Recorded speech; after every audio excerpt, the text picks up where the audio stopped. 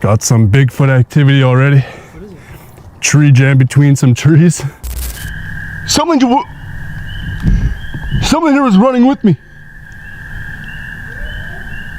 I swear when I was running, I heard something running down that hill. I don't know. Something's been chewing on it. Something ate all the marrow. Like there's a little bit inside. But it feels weird. They went off trail looking for adventure. But deep in the woods, something didn't want them there. Strange footsteps, shadowy figures, and unexplained sounds slowly turned these trips into real nightmares. Now you're about to see some of the most horrifying off-trail encounters ever caught on camera.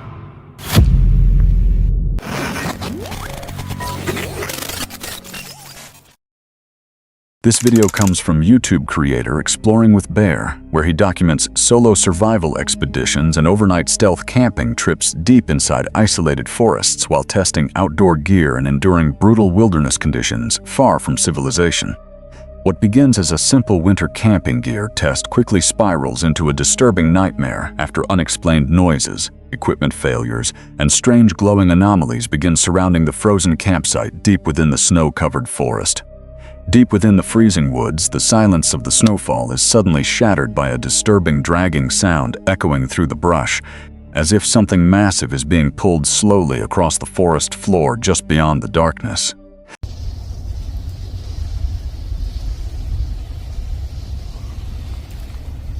It's getting closer. It's like something's being dragged. Tell me you guys hear that. As the night grows colder, the heavy dragging noises return much closer to camp. Despite carrying a firearm for protection, the explorer remains completely blind to whatever is producing the crushing sounds moving through the trees nearby. Directions. So right now I hear something like huge being dragged through the woods. Sounds really crazy. You guys listen, you can hear it. This was very odd. Something's over there right now. You guys hear that?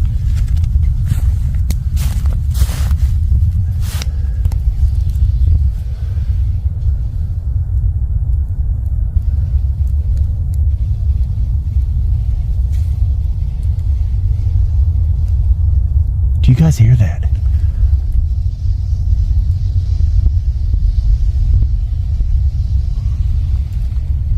It's getting closer. It's like something's being dragged. Tell me you guys hear that. Something is being dragged over there. Well, it quit. Nope, there it goes.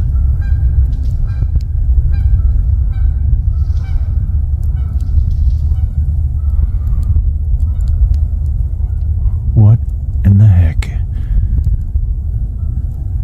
That was a long drag. Like, it just kept going and going.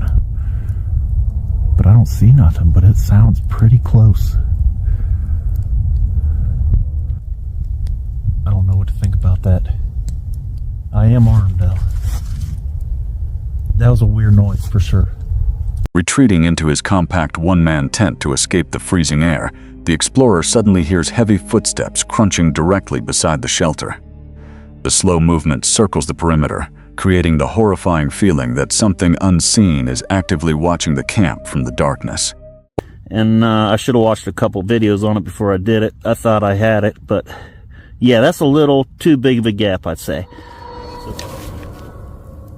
I just heard something walking right up on me. That was weird. Where'd that come from? While struggling through a violent coughing fit caused by worsening illness, a sudden explosive impact erupts from the pitch-black woods behind the fire. Moments later, his primary tactical flashlight aggressively malfunctions and dies, leaving the entire campsite exposed in darkness. It is super dark out, guys.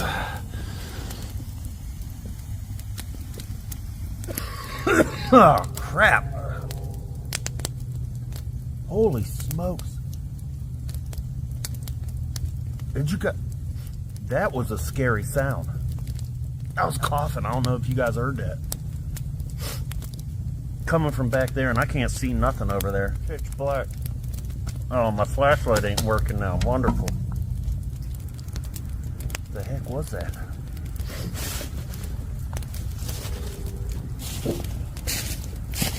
Alright guys, so it's been well past 12 minutes now. Way past 12 minutes. And this thing never even got hot. My mac and cheese is still cold. Alright, well, there's only one thing to do now.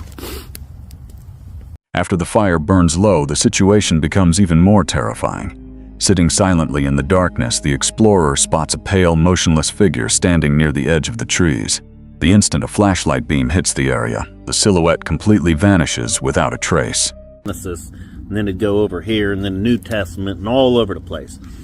I told her I'd do it with her, but I want to read it from the beginning to end. So we're in Genesis right now. I think I'm like chapter 18 or 19 or something like that, maybe 20 on this. What was that? Freaking flashlights are all broke. What was that?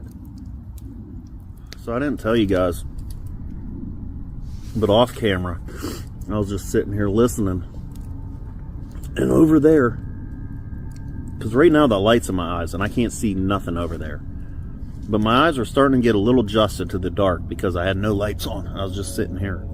It looked like something white. Like I could see, I could make out something white. The unexplained activity reaches its peak when a strange glowing white light suddenly appears deep between the distant trees. The floating anomaly remains visible to the naked eye, but the exact moment the flashlight beam reaches it, the light instantly disappears from the forest entirely. And then maybe laying down for a bit. Yeah, let's do that. Man, guys, you can't see it through the camera.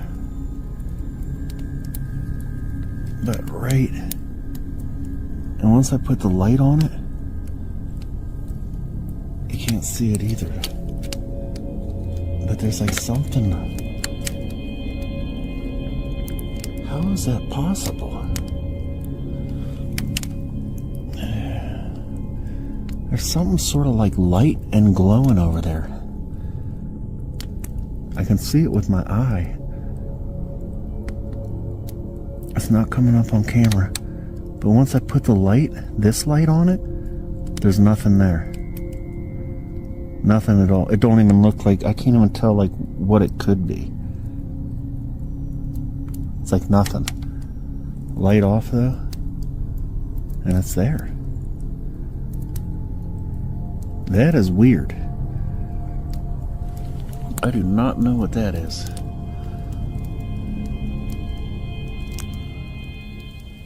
I'm getting pretty tired. I don't know what time it is now. Quite a bit of times. Well, a whole lot of times passed. I don't know if I should sleep here or not, guys. Like, I can feel it in my lungs right now. Overwhelmed by severe illness, constant equipment failures, and the unexplained presence surrounding the frozen campsite, the explorer ultimately abandons the wilderness in the middle of the night, leaving the dragging sounds, phantom silhouette, and glowing lights hidden deep within the forest completely unexplained. This video comes from YouTube creator Franco TV, where he explores abandoned facilities, cursed structures, and haunted historical locations connected to terrifying paranormal legends and unexplained activity hidden deep within the darkness. What begins as a solo overnight investigation inside Tennessee's infamous Hales Bar Dam quickly descends into chaos as violent storms, shadowy figures, and aggressive disembodied voices trap the explorer deep inside the flooded tunnels.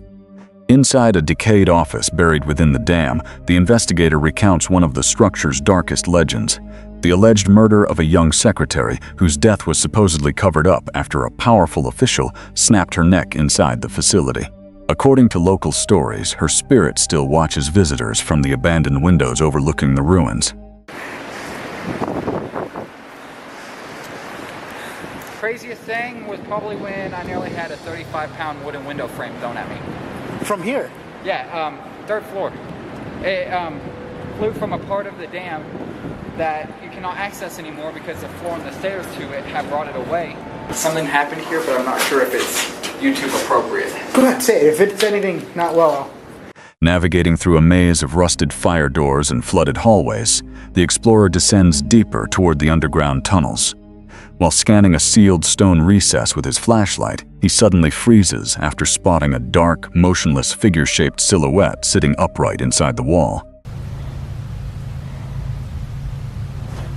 Okay, so I want to let you guys know that in here is actually, hear that, inside of here. Let me see what's in here real quick. Alright, inside here is where the tunnel is, and apparently there's a demon on the inside of here.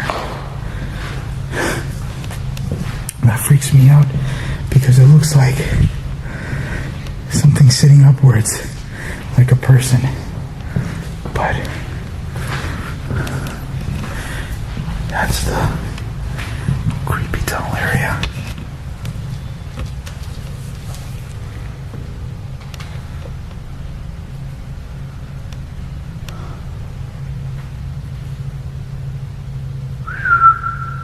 Margot!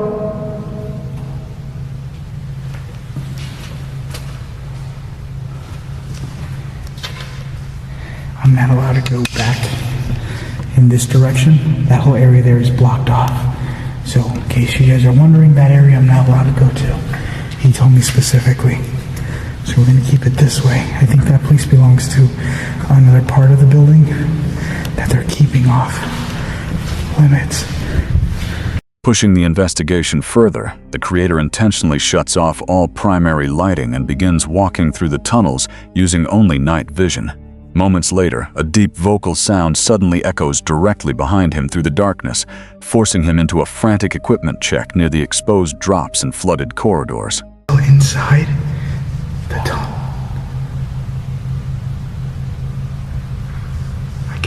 They're water drops. Now I just heard a beep.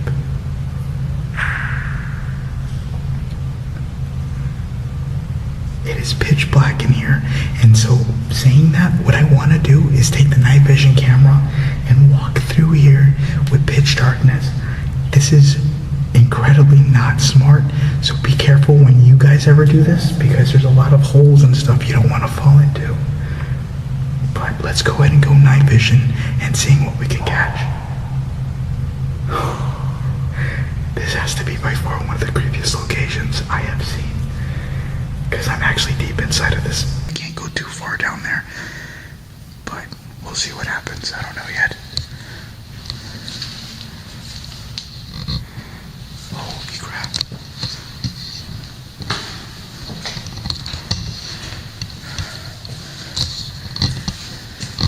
Alright, that's a wall. Guys, this is the tunnel.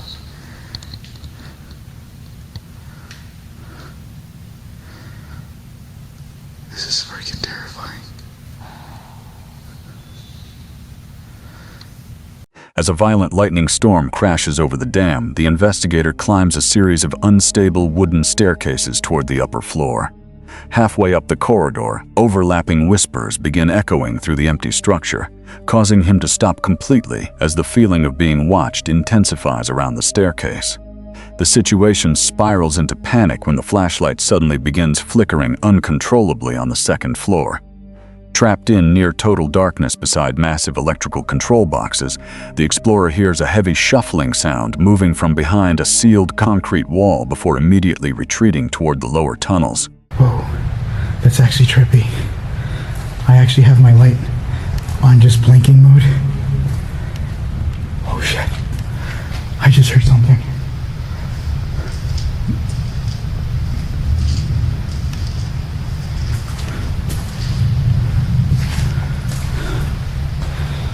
I don't want to give you guys an epileptic seizure. Oh, this is terrifying.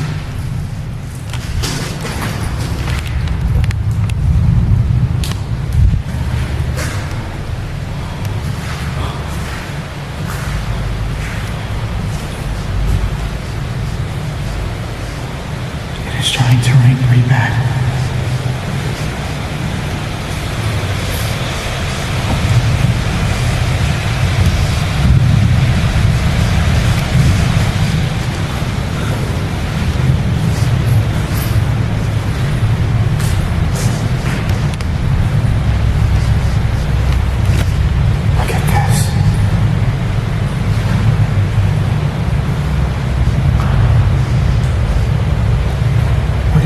Inside an abandoned room tied to the dam's darkest legends, the investigator begins a spirit box session.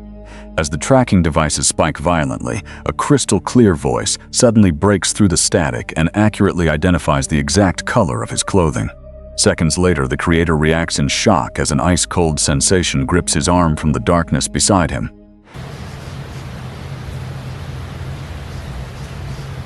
Corruption.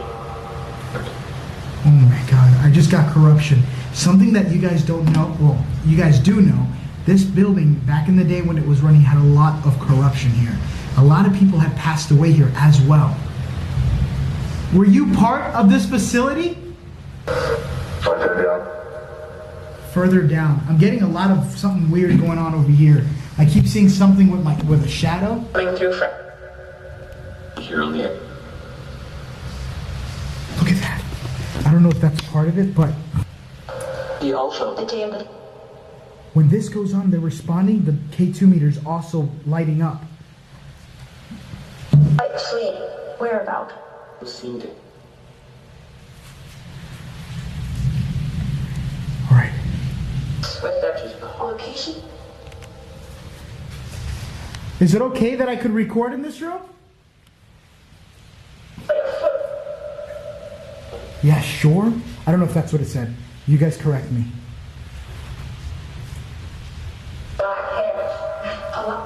Oh my god. Oh my god.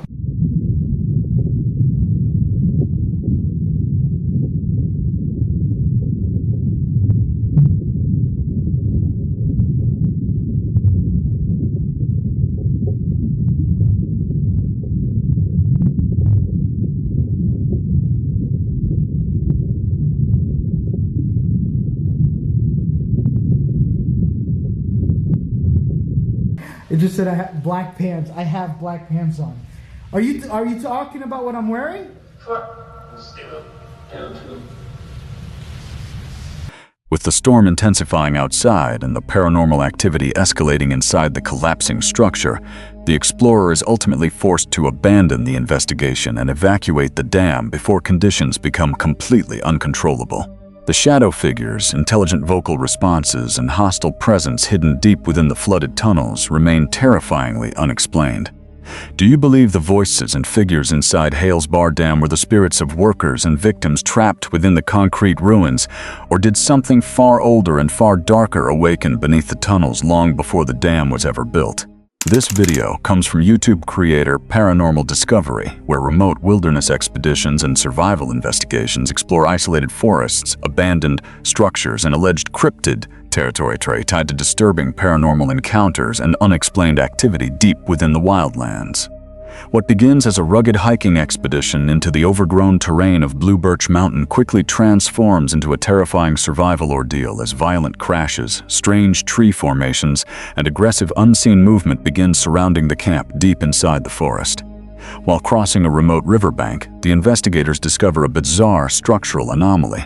The narrow footbridge appears heavily reinforced with massive logs far too large for a lone hiker to move alone, while a discarded hockey net sits mysteriously wedged into the frozen shoreline nearby. Oh, so don't get it twisted. We're still entering remote Sasquatch territory, possibly Wendigo. We got Skinwalker on our thing last time, so I don't know. I really don't know. Oh, this is completely different. What the? How does that happen? Like, actually, so the video I put in the description, go to that video. This bridge was different, man. It's like, this is not human made. What? Bro, when I came here, this was a totally different looking bridge. Oh, really? So like, there's no way a human made this like this. Like, it doesn't make sense. Oh, these look fucking heavy. That's what I mean. How That heavy one, you can carry those. that far one was there, but this, or like these ones, These are new? I'm almost certain. What's down there? Can you see that? Or am I just tripping out? It's like a hockey net. Is that what that is? I think so. How is that there? I have no idea. That's a very odd placement for a hockey net. Right? For the winter maybe, Yeah, but maybe. that would be some remote Sasquatch hockey. Like, yeah. During a short pause near a dense spruce thicket, the silence of the mountain suddenly erupts as something massive crashes violently through the underbrush close to the trail, immediately alerting the team that something unseen may be tracking their movement through the woods. Ascending deeper toward the mountain peak, the explorers uncover unnatural tree formations commonly associated with alleged cryptid territory. A huge timber limb appears deliberately wedged between two split tree trunks high above the forest floor, forming a strange territorial marker deep within the wilderness. Guys, I'm getting nervous. I'm starting to get just a weird feeling like something is out here. What the hell?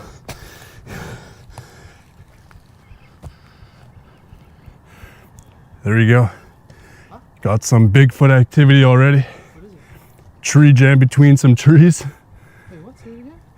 Some Bigfoot activity already. If you see, there's like a tree jam between two. Oh. I've been finding numerous trees Like that? jammed between like two split trees. Like specifically in this area? Yes. Yeah? And in other forests too. Huh. So I'm starting to think that it's like To a, be honest, I didn't know that was a thing. well, it's structure. This is why I'm here with the Sasquatch professional. Yeah. You know, Well, it's just a weird pattern I've been seeing, so. What? it's warm, it's humid. Yeah. So we'll do that. Now, I know when it gets dark, the GoPro is absolutely shit in the darkness, so I'm doing my best to really show you guys the rest of the tour until we get there. I do know we're really close. As fog rolls across the trail near the abandoned ruins, a chilling, high-pitched woman's laugh suddenly echoes through the trees from somewhere near the old cabin before the investigators can even begin recording the sound. Just made it until my phone died. So, perfect timing, but still. What the Hello? Bro, I just heard a woman laugh, like actually. I just heard a woman laugh. Like, like from somewhere in here. I wasn't recording, but you should have recorded that. Yeah, I was recording. From the direction of where this cabin is? Yeah. Like a woman, like, That's creepy. whoa. Maybe somebody's there? Maybe. Hello?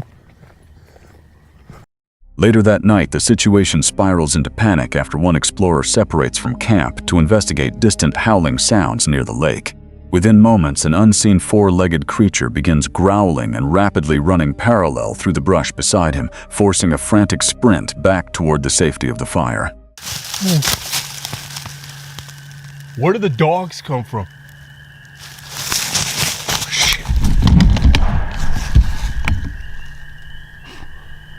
What was that? Whoa! Whoa! Whoa! Fuck! Holy shit! Someone here was running with me. I swear when I was running, I heard something running down that hill. Holy shit. How the fuck do I get back? Oh shit. I'm literally trying to hold this one. Who's there? As dawn approaches and the team begins packing their gear, they discover something deeply disturbing beside the cabin. Their heavy outdoor prep table has been violently flipped upside down, while two massive wooden limbs have been carefully arranged into a perfect X formation directly outside the entrance. This bounce. Are you seeing that? What the The table. Yo, the table's knocked over. How the hell did that happen? Yo, the table's legitimately knocked over.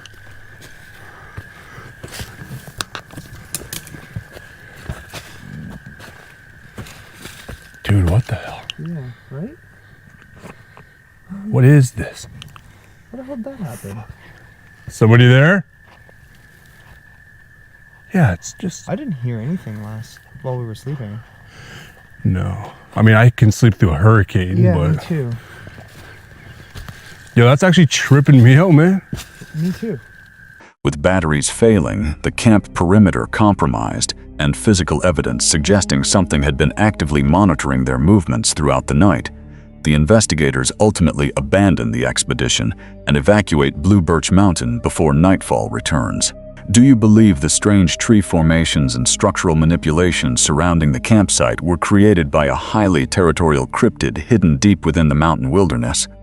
Or did the investigators unknowingly enter an area tied to something far stranger lurking beyond the forest?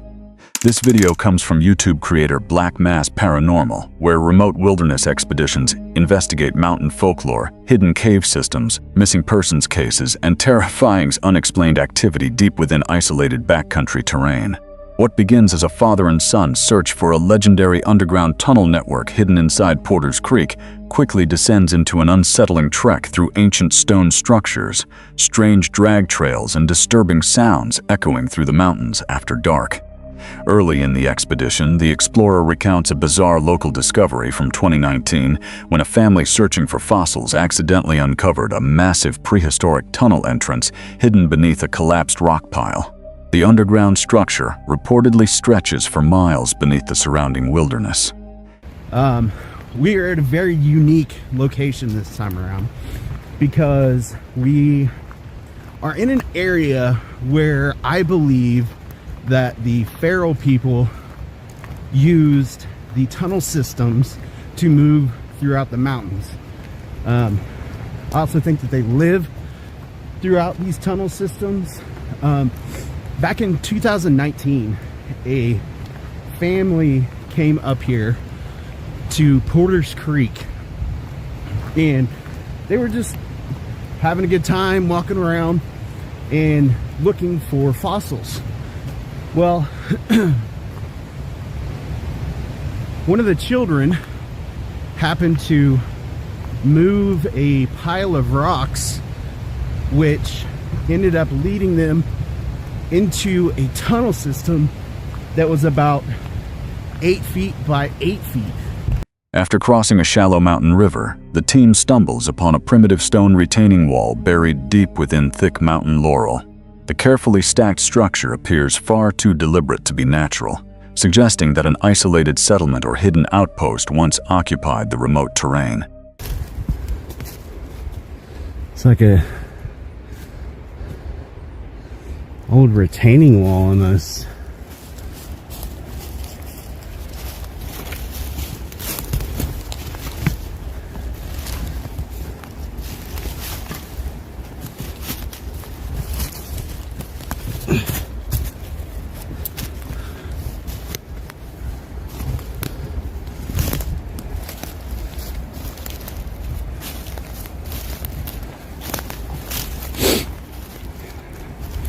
See, this is built 100%.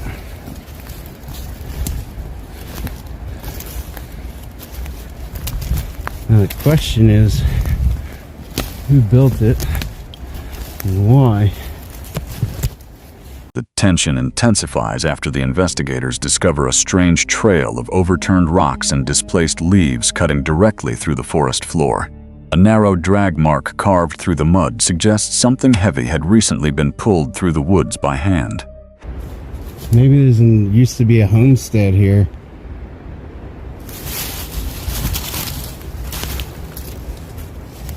Something's been through here. That's a human been here.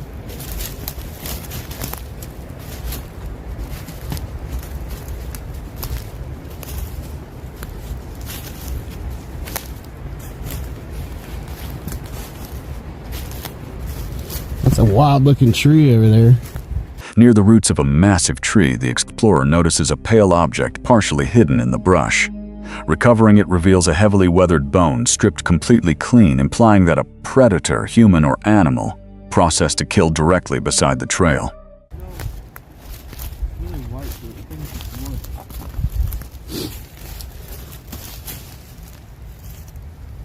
That's bone. But it's like a, let me see. It's a bird bone. It's Or something. uh, I don't know. There's no marrow in it.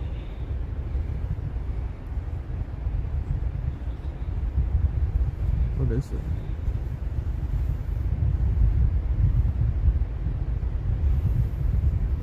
I don't know. Something's been chewing on it, Something ate all the marrow. Like there's a little bit inside. but it feels weird. And it's really white. It's like bones not. Yeah.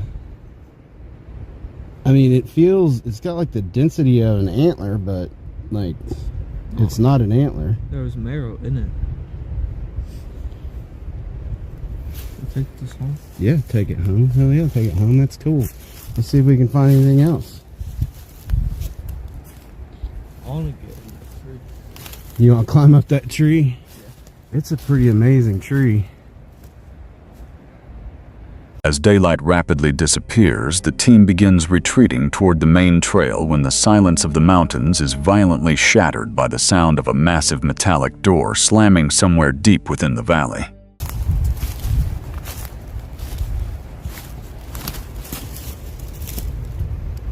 Did you hear that? What? Sounded like a door slamming. I heard something sounding like that earlier, but I didn't hear it now. Really? But I heard it like up. That's what I'm saying. It sounded like it came from that direction. Yeah, because when we were up there, I heard it come up that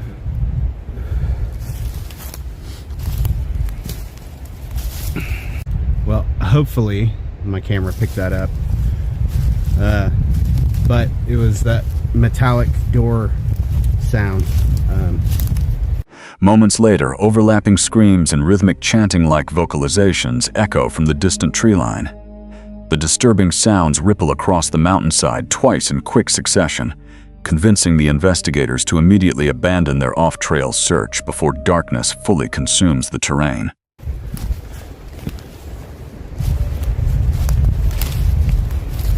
They're screaming.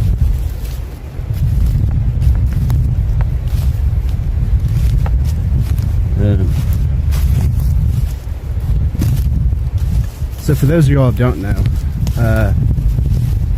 often associated when paranormal happenings occur,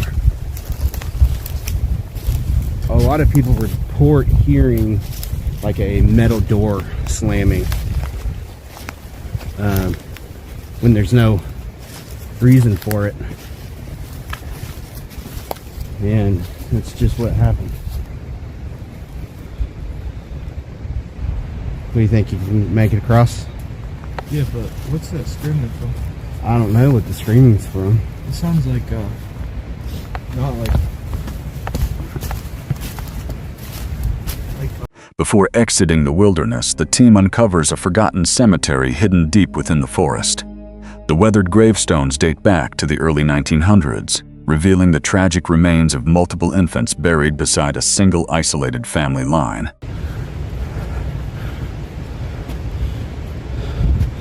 Alright, looks like we found some old gravestones. Here, check this out.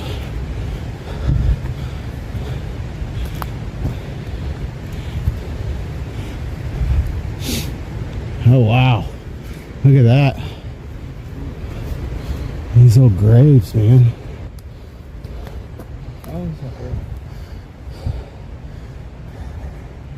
1909.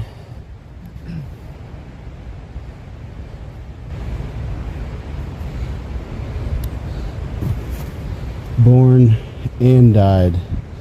Oh, that's a baby.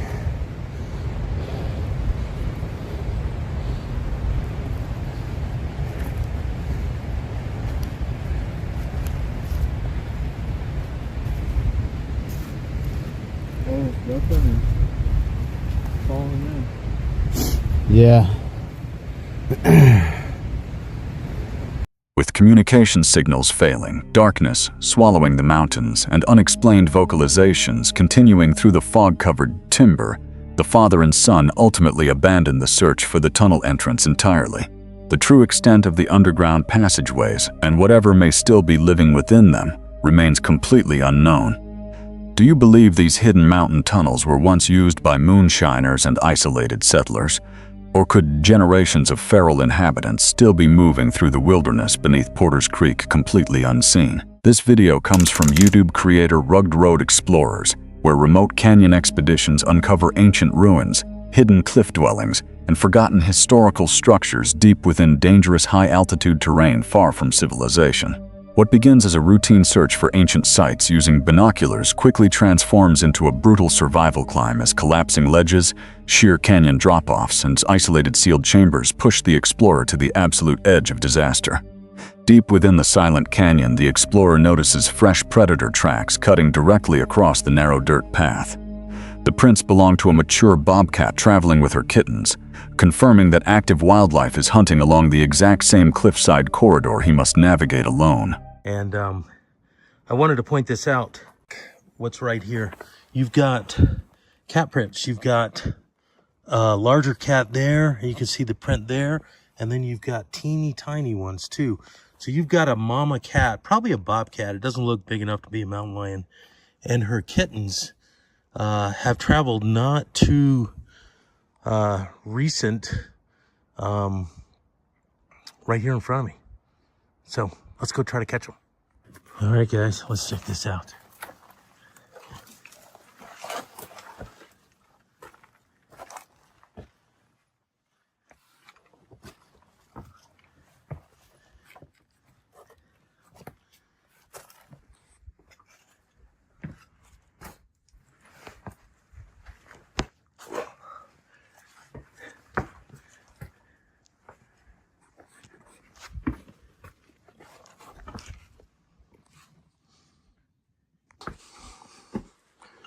The physical danger escalates rapidly as the explorer becomes disoriented while crossing unstable mountain terrain. Standing on a razor-thin ledge of loose shale with a deadly vertical drop beneath him, he's forced into a slow, high-pressure backtrack where a single mistake could send him hundreds of feet into the canyon below.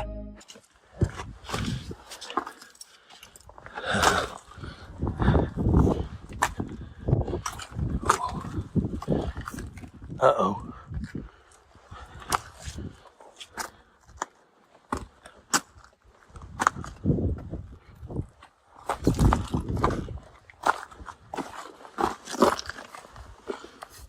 Uh-oh. I don't think we're in the right place. Shoot. That's the kind of hazards with doing this stuff, trying to get to these ruins. We're obviously on the wrong level, and the levels below this looked a lot worse. After descending deeper into the canyon system, the explorer uncovers an ancient hidden granary built directly into the cliff face. Carefully avoiding damage to the fragile structure, he discovers preserved wooden beams, prehistoric Fremont gray pottery, and an ancient corn cob still resting untouched inside the ruin after centuries of abandonment. This is pretty cool.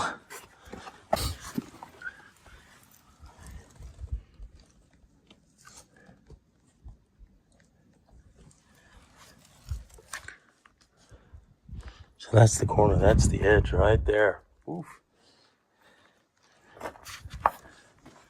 So it looks like it was just a granary. This is the door right here. You can see the wood slats for it. It looks like somebody either fell or got kicked in on that end. Aha! Look. Yep, it definitely was a granary. There's a corn cob right there. Let's see if we can zoom in on it for you. You see there? Beyond a collapsed stone wall, another structure suddenly appears across a massive canyon gap. The isolated ruin resembles a fortified chamber or sealed safe room positioned high above the abyss, completely unreachable without risking a deadly crossing over the exposed cliffside terrain.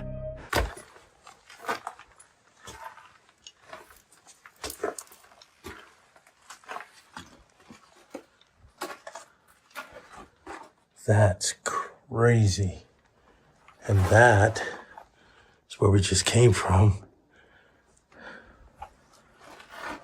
Oh boy. Holy smokes. There's another ruin there. It's another granary, maybe? Or is this a habitation? Oh, man. A safe room? Because there's no getting around that. It's a drop-off. Oh. We may just, this is about as close as we're gonna get. I'll zoom in for you guys.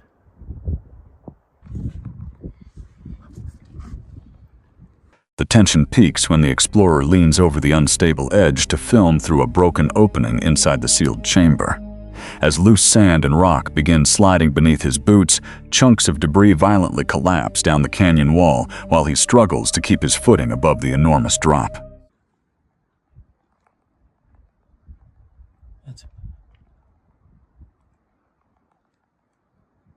What do you think?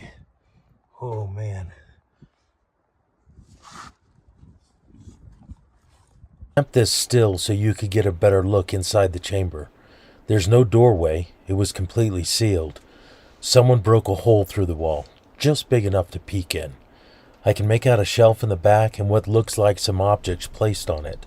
And on the floor, there's things scattered. What do you guys see in here? Let me know in the comments. So that's pretty cool. I know it doesn't look like it, guys. I wish I could get closer. I tried to get as close as I could, but it's slanted. With daylight disappearing and the unstable cliffside becoming increasingly dangerous, the explorer is ultimately forced to retreat from the canyon before reaching the sealed chamber.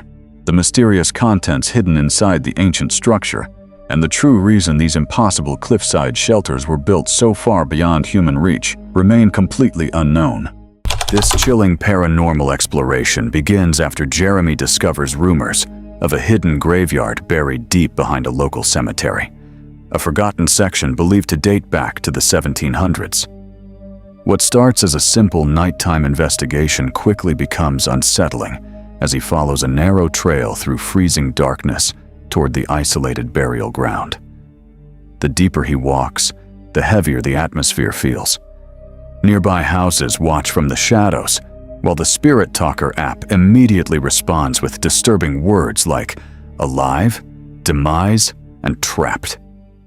Of getting a trespassing ticket, but they say it's through this field. You'll see what I'm talking about here in a minute, and up on a hill. We got a little ways to walk. Cement shoes. Let's see. This thing's going off like crazy already, but yeah, I'm touching your hand. There's apartments just all over the place. They've upset me. They're probably gonna see my lights. Let's hope that cops don't get called. Wheel. But they say that you walk through this way.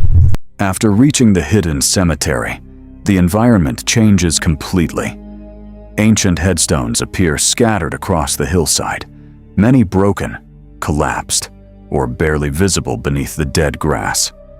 The graveyard feels abandoned and forgotten, yet disturbingly close to modern homes surrounding the fence line.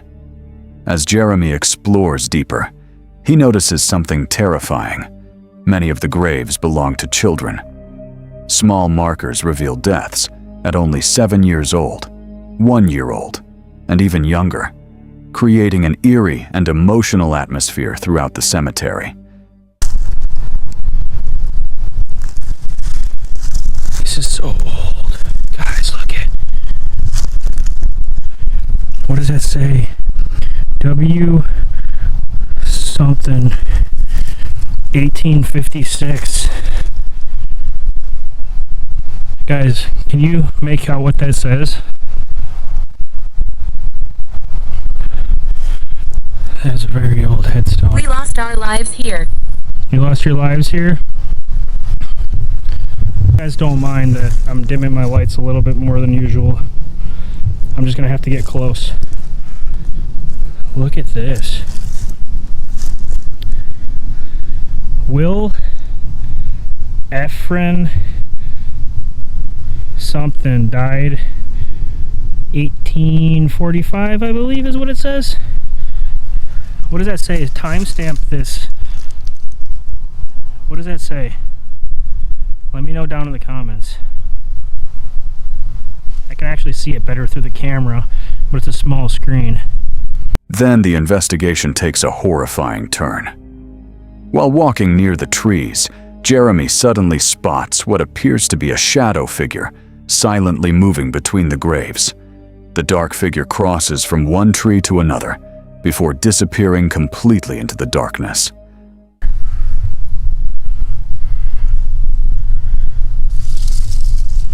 Charles something. These are really hard to make out, guys.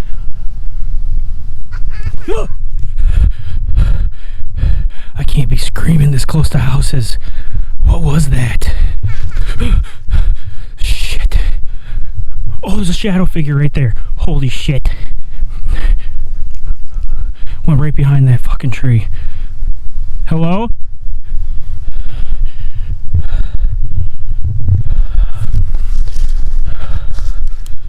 Right there. Went from this tree to this tree. Chair. Moments later, a disturbing sound echoes through the cemetery. A baby crying, not far away. Not faint.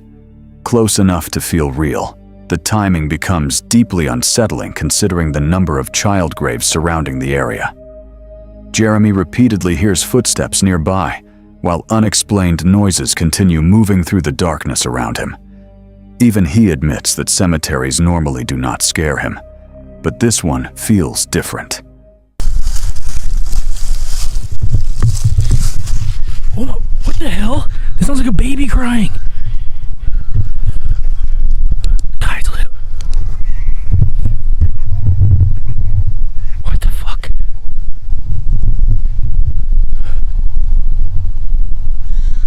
This sounds like a baby crying. What the fuck is that? Oh my god.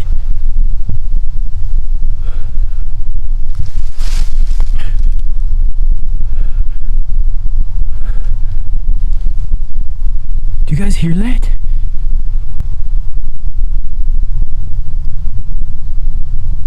Spirits, what is that?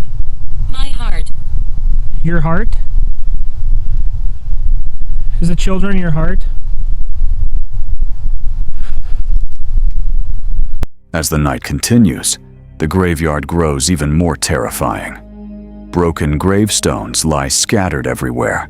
Strange stone structures surround sections of the cemetery, and the spirit talker produces chilling phrases like, "Doomed, you'll never escape me. The shadows are me." Then another shadow figure appears, crossing directly through the graveyard in complete darkness before vanishing again. Shh. I'm cutting the light for a minute, guys. I'm cutting the light for a minute. Where's my flashlight? Oh shit, I lost it. Listen, what is that? What is that?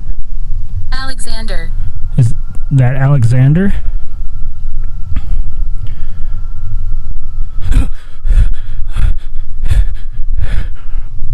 There's a shadow.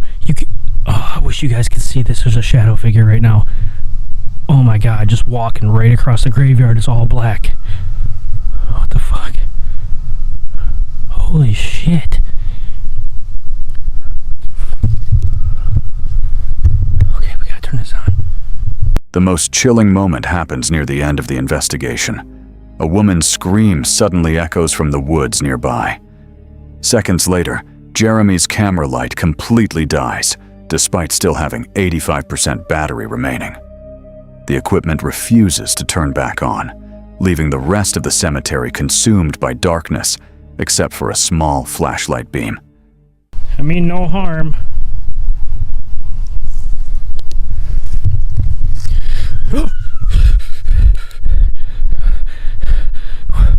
That sounds like a lady scream in the woods over there. What the fuck?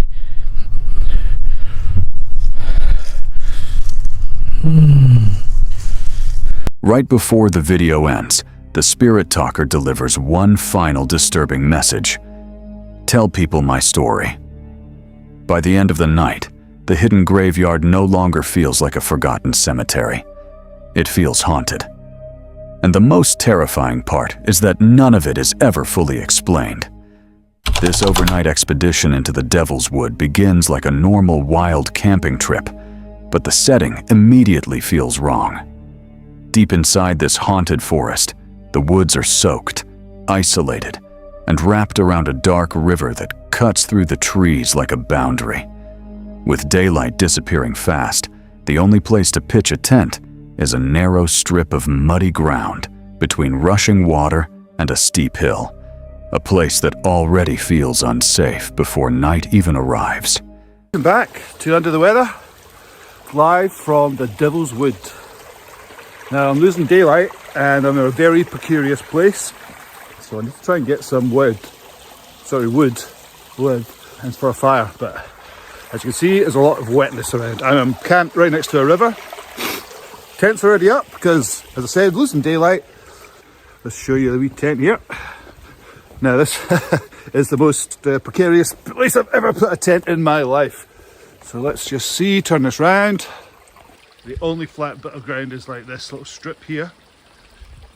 As darkness settles in, the forest becomes unnaturally black. Beyond the small circle of firelight, nothing can be seen. The river constantly shifts rocks beneath the current, creating noises that sound disturbingly close to footsteps. At first, it's easy to dismiss it as wildlife or moving water, but the deeper the night gets, the more the paranormal atmosphere changes. Every sound begins to feel intentional, as if something is moving through the woods nearby.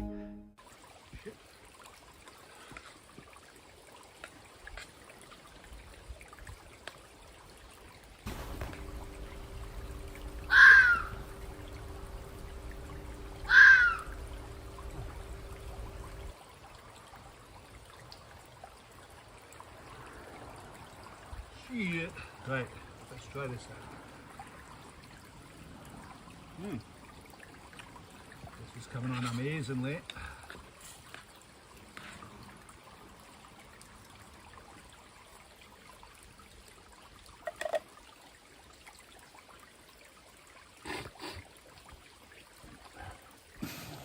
It's unbelievable how dark it is here.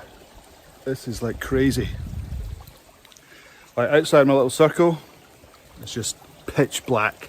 And as I said, I picked the stupidest spot, or bravest spot possible, because we've got the river on that side, river there, dangerous hill there. Let's turn you around. So literally muddy, slidey hill. Inside the tent, the isolation becomes oppressive. Scratching, movement, small impacts somewhere beyond the riverbank. Then suddenly, a loud noise breaks through the silence, stopping everything cold. Flashlight in hand, they listen carefully into the darkness where nothing should be moving. The fear no longer feels imagined, it feels close. 2 thumbs up from me. Right, time to get the shoes off and change a little bit. Hang on. Ow. Hang on.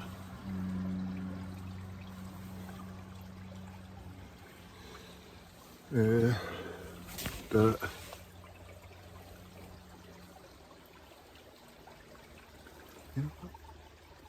will be little animals scratching around, but and also so when you're camping right next to a river, stream, whatever it is, you'll hear rocks going through the night, and your brain will tell you that's someone coming to get you, but it's literally rocks just kind of being pushed down by the weight of the water. So I think, what the hell? Hang on, turn this. I think I just turn this. What follows is worse than seeing something directly. Across the river, in near total darkness, a shadowy figure appears briefly near the trees. Unclear, fast, gone before it can fully register. The slippery terrain, rushing water, and endless darkness make the entire forest feel hostile, like the Devil's Wood itself is watching from beyond the firelight.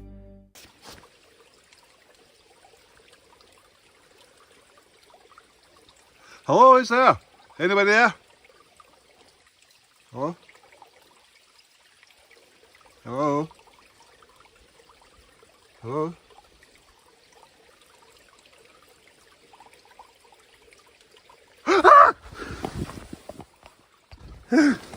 Oof.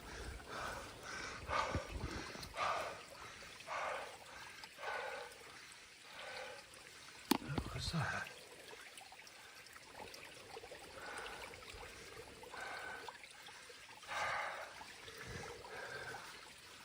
Right. I'm gonna go have a look. Hello? Oh, that's again. The rest of the night becomes a psychological battle against the unknown. Owls echo through the haunted woods, rocks shift beneath the river current, and unexplained noises continue circling the campsite just far enough away to never be identified. Nothing fully reveals itself, but that uncertainty becomes the real horror of the night.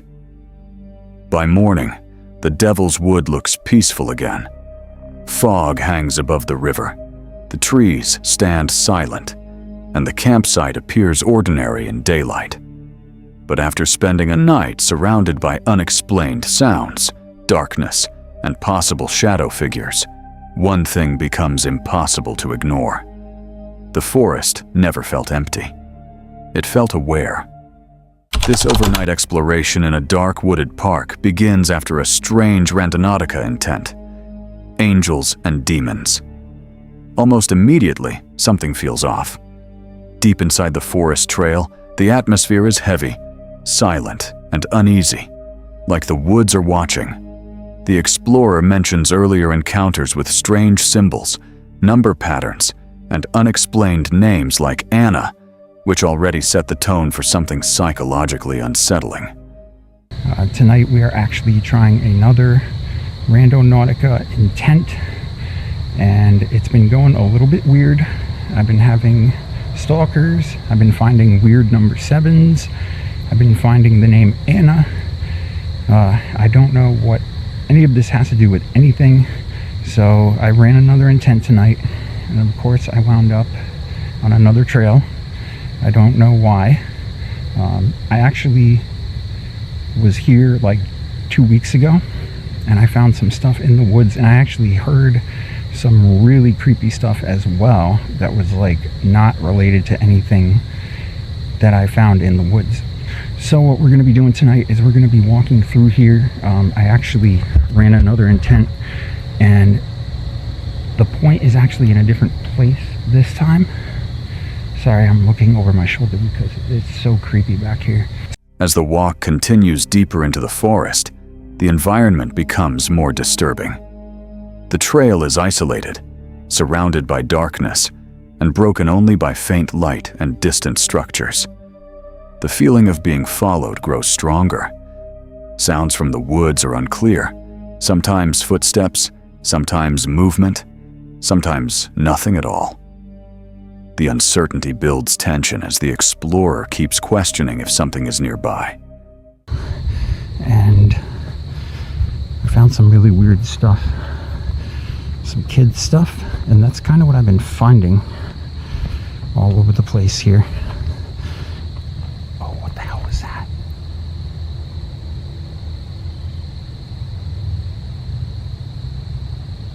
Whoa, that might have been an animal. That might have been an animal. I think if it was a person, it would have been louder. Okay, I'm already super on edge here, but we're gonna do this anyway and see what the hell we find. Oh crap. Yeah, this place is scary, actually. It's fun to come to during the day, which I haven't done in a long time, but it looks like I'm kind of making a habit of winding up here at night for some reason. Things take a sharper turn when unexplained objects begin appearing. A random book is found deep in the woods, left in an unnatural way, containing religious-style text about cleansing and rituals. The message feels strange and out of place, especially in the middle of a deserted forest trail. The explorer immediately feels uncomfortable and leaves it behind. Oh, what's this? What the hell?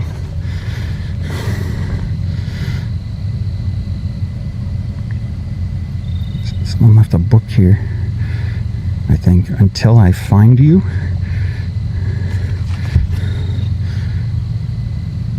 Okay. That guy definitely looks like an author. That's kind of a weird name for a book, Until I Find You. Please do not try to find me. Okay. Whoa. What?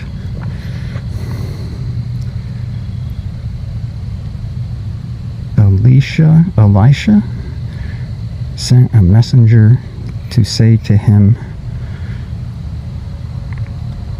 go wash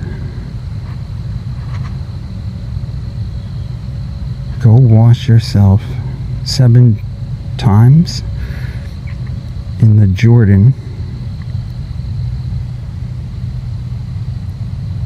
and your flesh will be restored and you will be cleansed.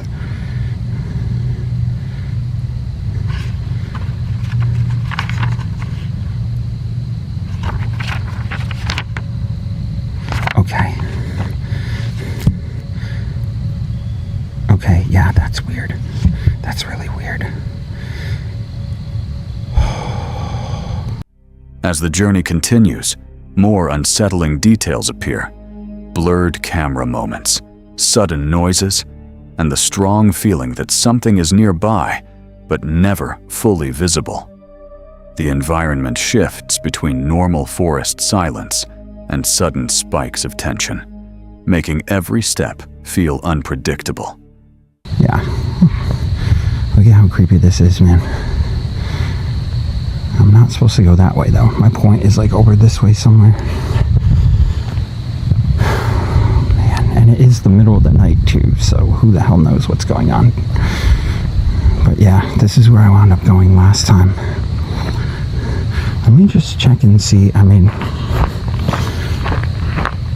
it's been like a week or two. I'm pretty sure that no one's just gonna leave a flashlight. Someone probably picked it up when they walked back here. Yeah, I don't see any light or anything over there. I don't even remember how far it was. It was over here somewhere.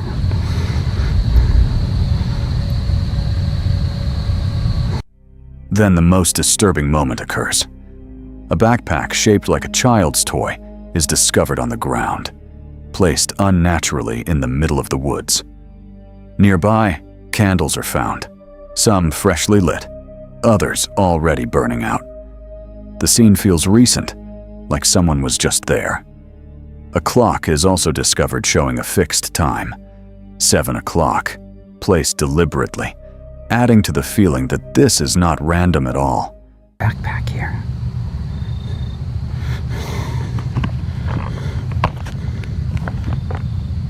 It's like a face. That's kind of creepy.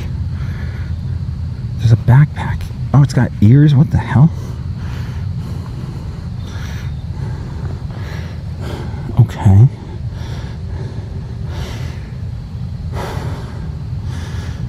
Oh my god, yeah. See, I gotta make sure that like no one's around me, because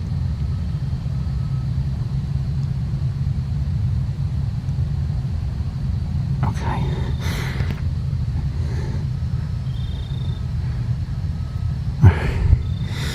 Yeah. So backpack here. Skip, hop. Is there anything in this thing?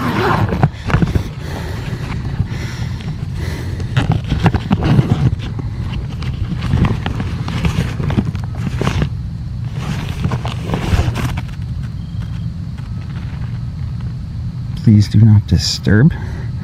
Oh, it's like from a hotel. Do not disturb.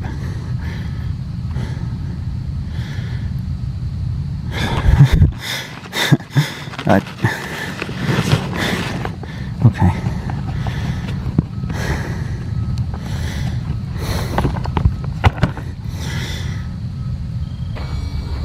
What the hell is this?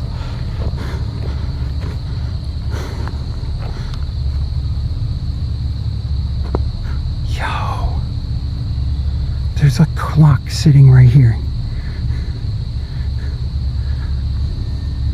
There's a clock here. Yo, look what time it is. Look what time it is. It's 7 o'clock on the freaking clock.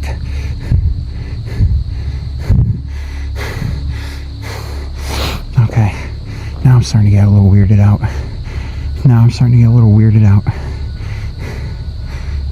The exploration ends abruptly as the tension peaks. With no visible person around, but clear signs of recent presence, the forest no longer feels empty. It feels occupied. The final realization is simple but chilling.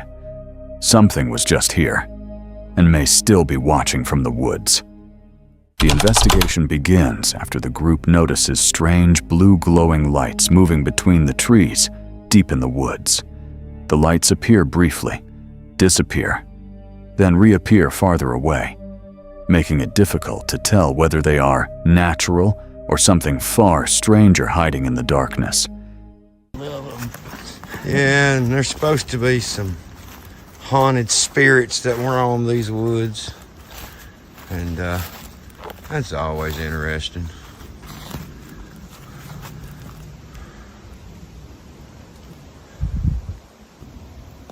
Alright guys, there is something up in front of us, and we are not sure what it is. We're not seeing it. We ain't seen it, but we have heard it. And it is moving through the woods. It sounds like it's going away from us, though, at least. Yeah, I'm gonna guess at least 50 yards in front of us, but we're still kind of laying back, just in case. We don't want to jump nothing. No, we don't want to spook nothing. But, just so there's no misunderstandings, we are armed. We do have protection. We're allowed. As they move deeper along the trail, the atmosphere becomes increasingly tense. Loud movement and heavy noises echo through the forest ahead of them, sounding like something large is stalking them from a distance. The group repeatedly stops to listen, unsure if they are dealing with wildlife, another person, or something paranormal hiding in the woods.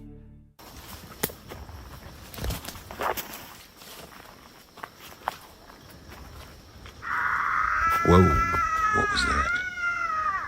I don't have any clue. Dude, that was right over there. Mm-hmm. My camera's pointed right where you were pointing.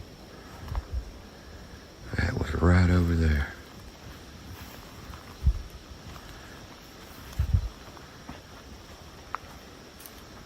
Alright,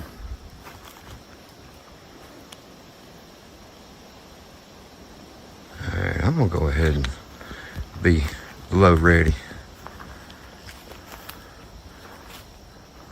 Further into the forest, they unexpectedly discover a hidden cemetery, surrounded by overgrown trails and thick darkness.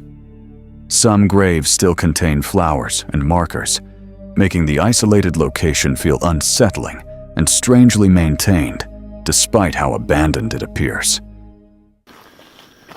Alright, guys. This trail got a lot wider. Yeah, it got a lot. Looks like there's been some There's action. something up here. I can't tell what it is. Traffic. More than just foot traffic right here. Yeah, I think you can drive up this way.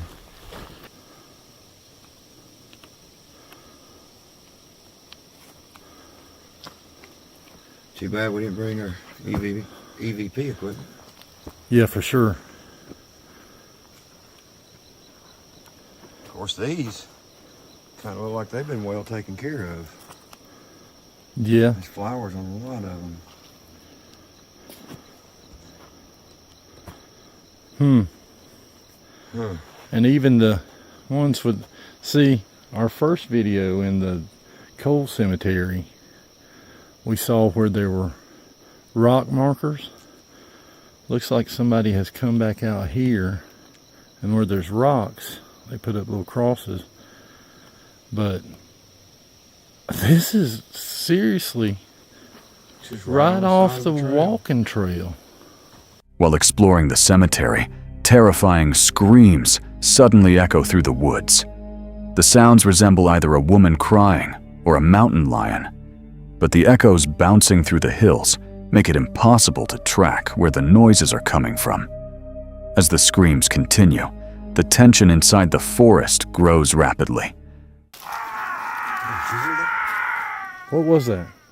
It sounded like that scream again.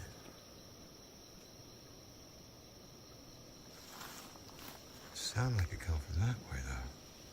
Behind us here. You focus my light.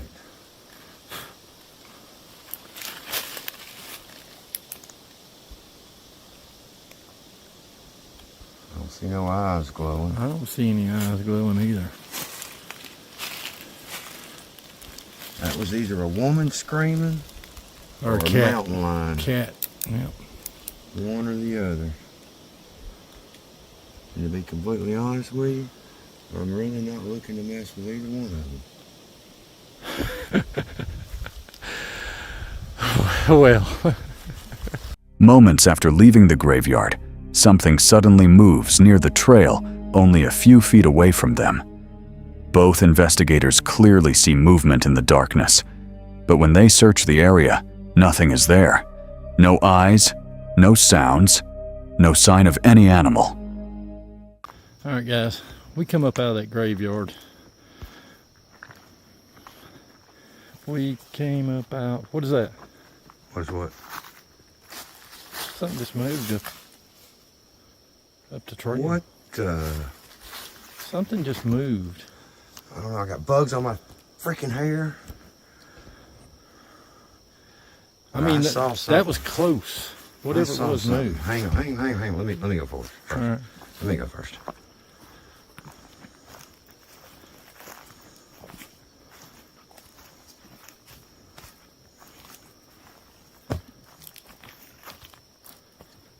It sounded like it went this direction, over here.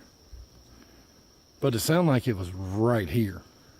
Only thing is, here's a stick. One stick. Two sticks. Two sticks. There ain't nothing here. But I saw it. Yeah, you seen the movement, right? Yeah, I saw something move.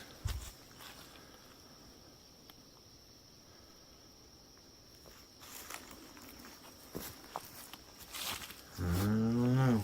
So, I mean, I see no... If it was an animal, we'd be seeing eyes. Yeah, I don't see no eyes. I don't know what that was. Guys, we're headed back to the truck. Yeah, we got a long hike back to the truck. Realizing something may have been following them through the woods all night, they decide to end the investigation and leave the forest immediately. The investigation begins with discussion of multiple extraterrestrial species, including Greys and Nordics, suggesting that alien life may not be uniform and could have different motives, both positive and negative. Inside a remote forest, several strange balloon sightings in woods are discovered.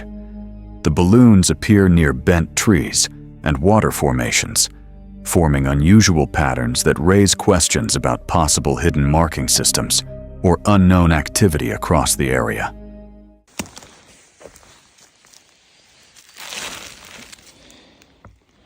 That's two balloons in less than 5 meters apart from each other in a place like this. It's very strange to find a balloon in the vast environment that I'm exploring, let alone two balloons less than 5 meters apart.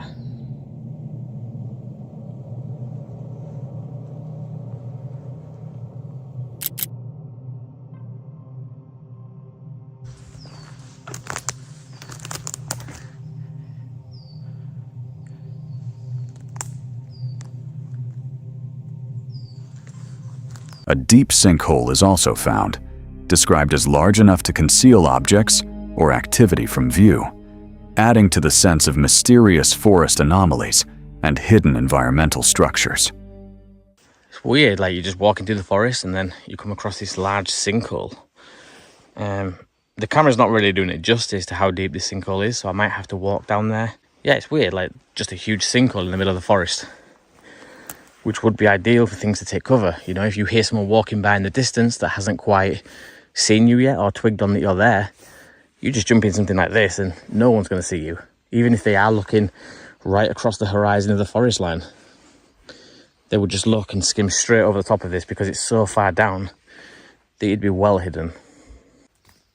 How deep is it going?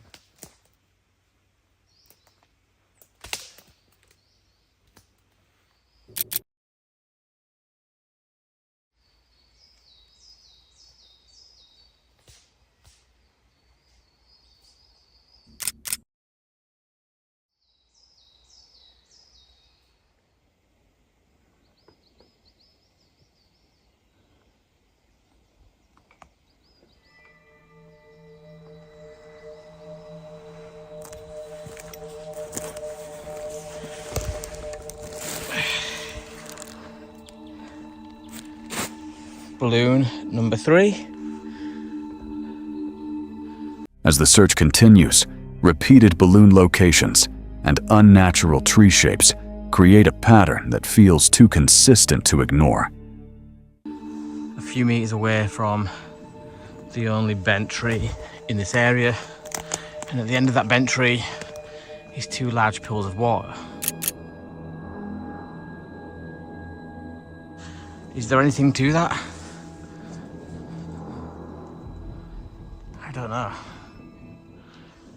But balloons would be a great way to mark things because humans are familiar with what a balloon looks like. We know that people release them as birthday surprises and things like that. So if you was going to use something natural and something that's not out of place to humans, it would be something that humans use. But also a great way to mark a certain area. That's 3 balloons within a square mile. Given how many square miles I'm walking amongst, is that common? I really have no idea. I'm just speculating at this point. But I always like to give you guys things to think about. As I always say, please don't ever take anything that I say. However, it remains unclear whether this is coincidence, human behavior, or something more unknown. The narrative shifts into skepticism around UFO perception, suggesting that human psychology and media exposure may influence how people interpret unusual sightings, especially in UFO investigation forest encounters. I was recently listening to a UFO experiencer on a podcast, and halfway through he kind of lost me because what he said was, you know, I've recently been watching a lot of UFO documentaries and I've recently been reading everything on the subject of UFOs and extraterrestrials. And what I believe is that there's a link there somewhere, because every time that I do this, you can guarantee I'll step outside of my house, I look up into the sky and there is something strange, something, you know, otherworldly. So there must be a link with the stuff that we're thinking and the way that these things show themselves to us. Tension rises when a blacked-out vehicle repeatedly circles the forest area. Its behavior appears deliberate, possibly surveillance-like, contributing to fears of being watched during the paranormal forest investigation.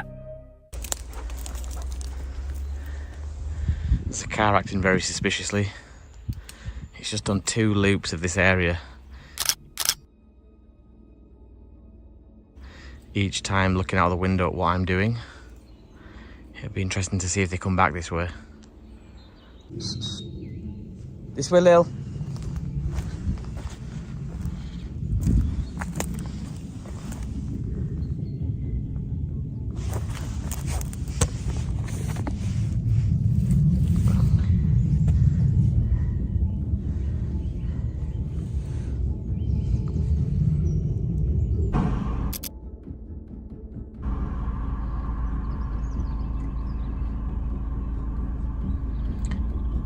that's 5 times. I have no idea why they keep doing this. That 4x4, that blacked out 4x4, 4 times has been down this road. And yeah, back again. So I don't know what's happening. I don't know if they're lost. I don't know if they're concerned about what I'm doing or curious, but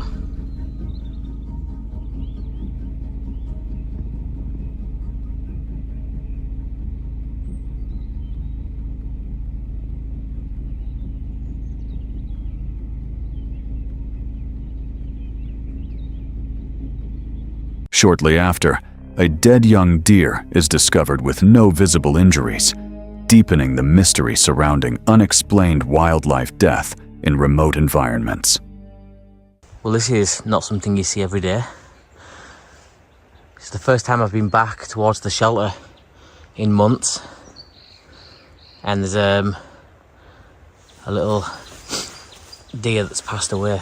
There's no sign of any injury though, which is weird. Maybe a disease. Doesn't look like it's been attacked or bit by anything, but it's only a young one. I'll keep my eyes peeled for anything else, but that seems very strange.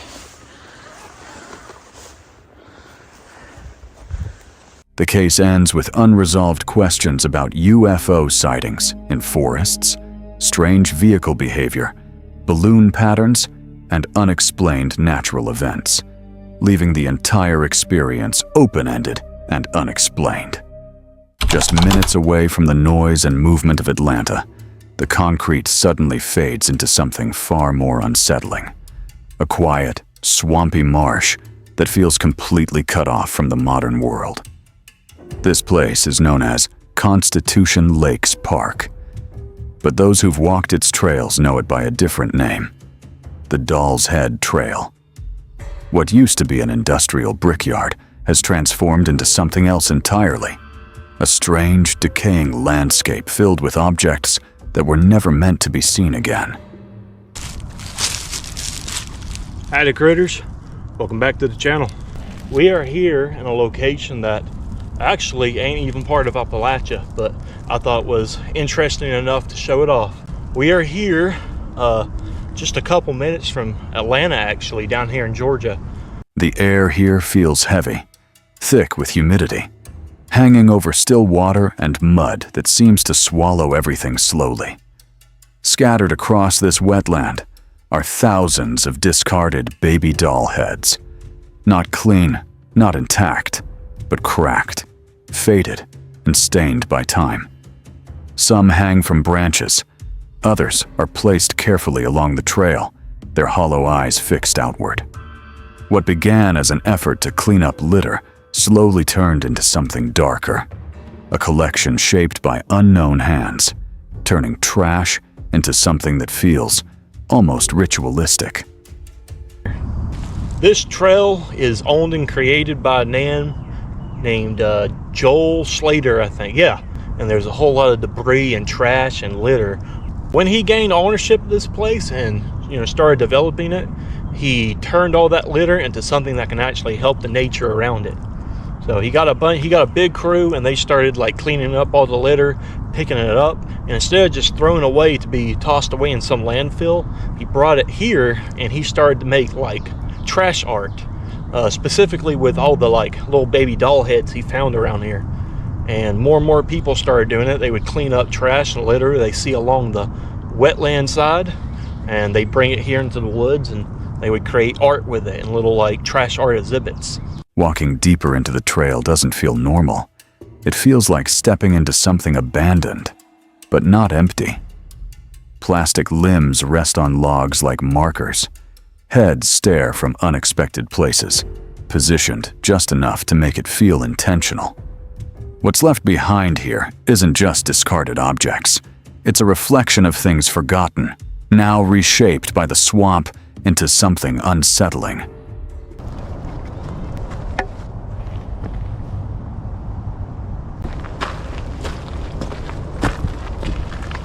Yeah, see, this is the kind of creepy stuff I'm talking about. So, it starts right here, and let's get on it.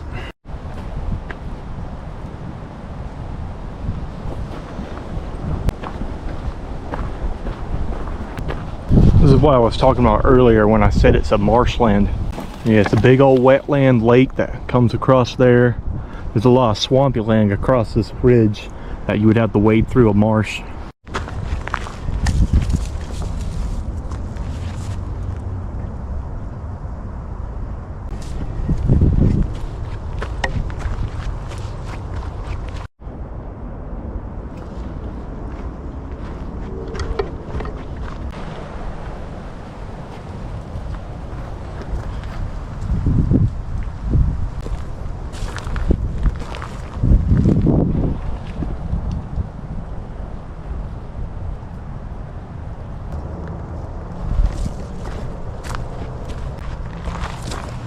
Yeah, like I said, kind of creepy sometimes, especially during October.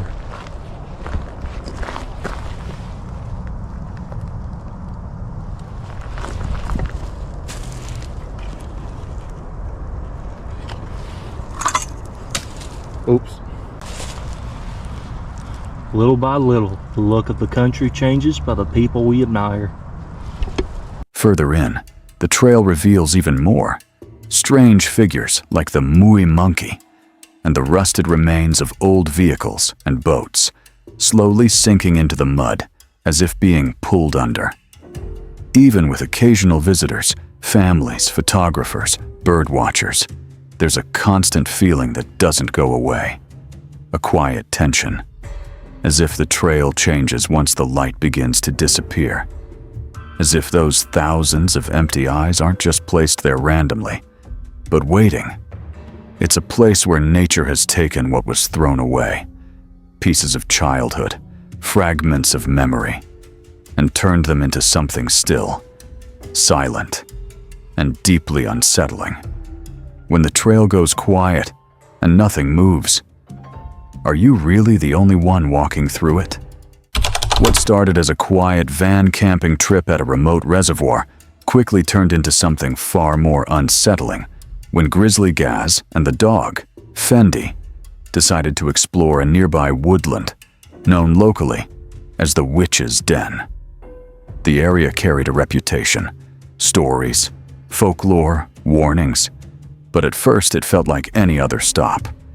With the van set up using a portable power station, a tubular heater, and an electric blanket, the focus stayed on making dinner as night settled in. But something about the woods kept pulling attention, and eventually, curiosity took over. Heater. We're going to see if this tiny little size is going to be any good for the van. And the kids asked me to go up in the attic and get their electric blankets out. So that's what we're going to be trying tonight as well. Electric blanket, and let's see if we can keep it nice and toasty warm in here all night. Right, are you ready to go into the woods? Come on then. When we come back, we might read a bedtime story. As the forest was entered, the atmosphere changed almost instantly. The silence felt heavy, unnatural, broken only by wind slipping through the trees and the occasional crack of branches underfoot. Didn't feel empty. It felt occupied. Moving deeper in, strange details began to stand out. Brief flashes of eye shine in the distance, shadows shifting just beyond the reach of the torch, never fully visible, but always present. The tension built quickly, and Fendi's alert behavior made it even harder to ignore. Then it was found, the Witch's Den. Hidden among the trees was a disturbing setup, a 5-pointed star marked on the ground, with bells hanging from branches above. It didn't look abandoned. Fresh cuts on nearby trees, clean, recent marks, suggested someone had been there not long before. In that moment, the stories stopped feeling like folklore and started feeling real.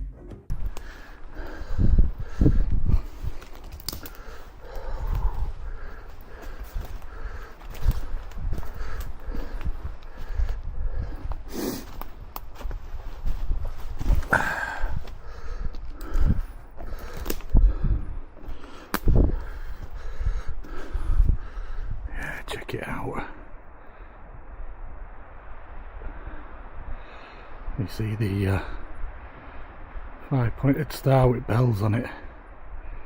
Hung up there.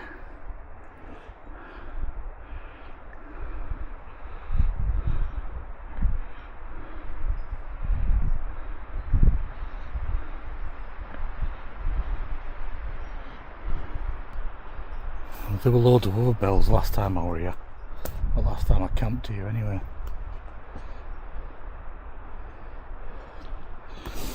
Just rattling about in wind.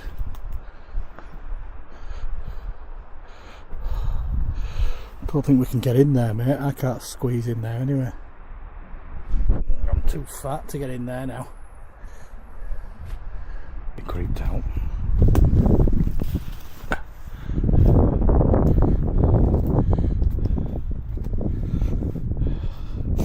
Keep hearing stuff. Not just... Things escalated near a fire pit deeper in the woods. While standing there, trying to process the scene, a sound broke the silence.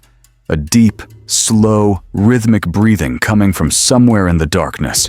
Not wind, not anything small, something big. A light scan revealed it. Massive eye shine staring from behind a dry stone wall. Watching. Still. Then suddenly, another sound echoed through the trees. Something that sounded like a human sneeze. But there was no one visible. No movement. No explanation. With no protection and a growing sense of danger, the decision was made to leave immediately. Looks like we found the fire pit.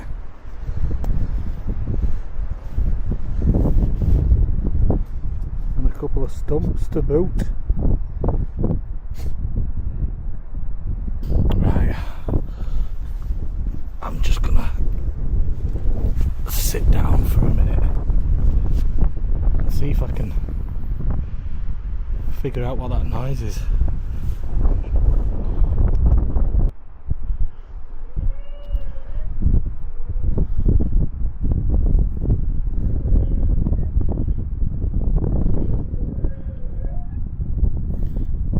It sounds big, so I think me and Fenzel should get out of here.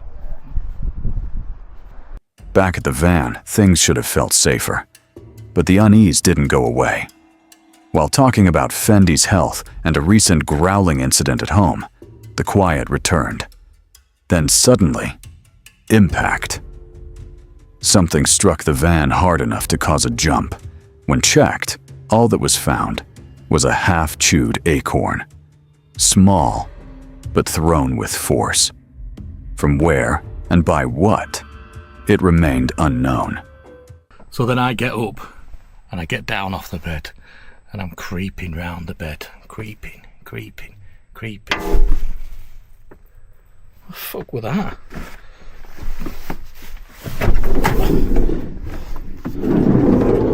I got a light here. Sounded like the window anyway. Ah, what's that?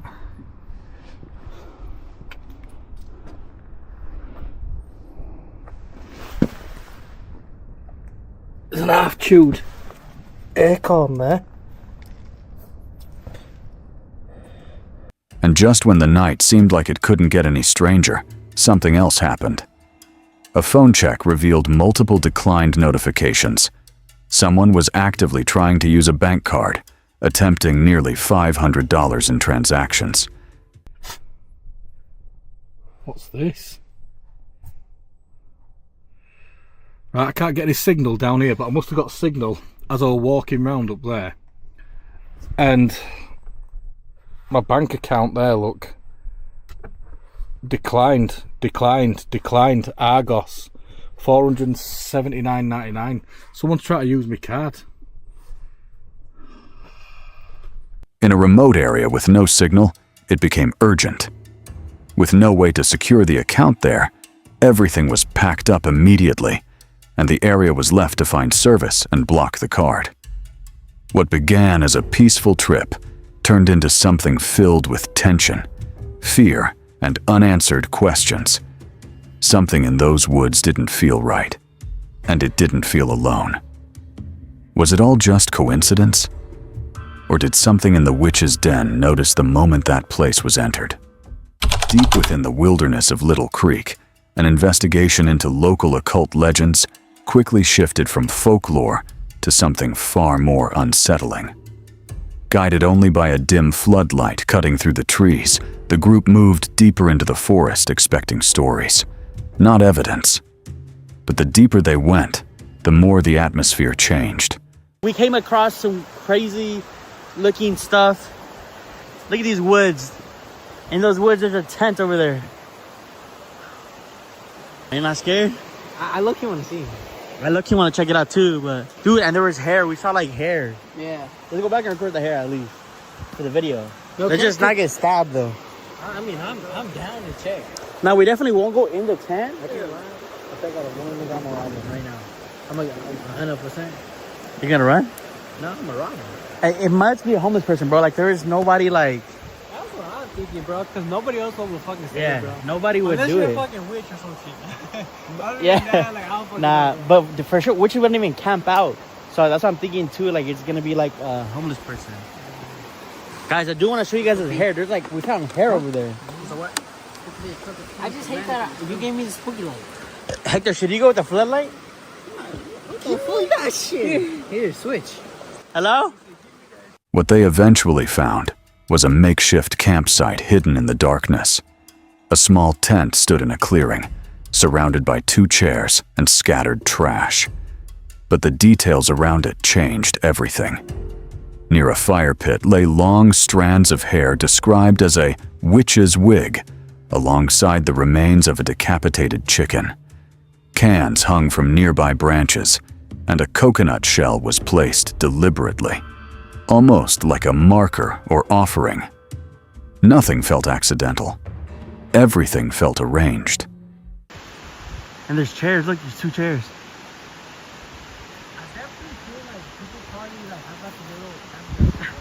Guys, look, there is literally girl hair right here. Is that real? That looks scary, bro. That's like some witchcraft, like, that's like a witch's hair. Hello?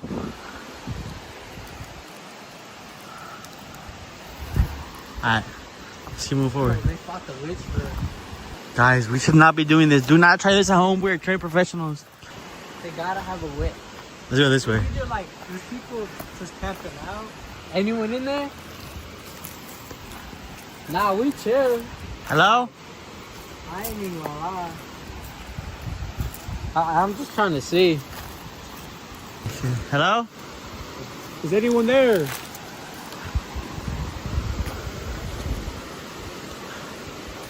As the team moved closer, the tension became suffocating. The decision was made to approach the tent. The air around it was heavy, carrying a foul smell that immediately raised concern. There was a real fear of what might be inside. Then, just steps away from the entrance, a low voice suddenly came from within. Not loud, not angry, just close and aware. In that instant, everything changed. Someone had been inside the entire time, silently listening from just inches away in the dark. Where's the trash everywhere? Should we go? Should we open it? Should we open it? It smells nasty over there. Is there a dead body in there? Yeah, that's one, but there's a bunch of trash everywhere. Hello? For the content, bro.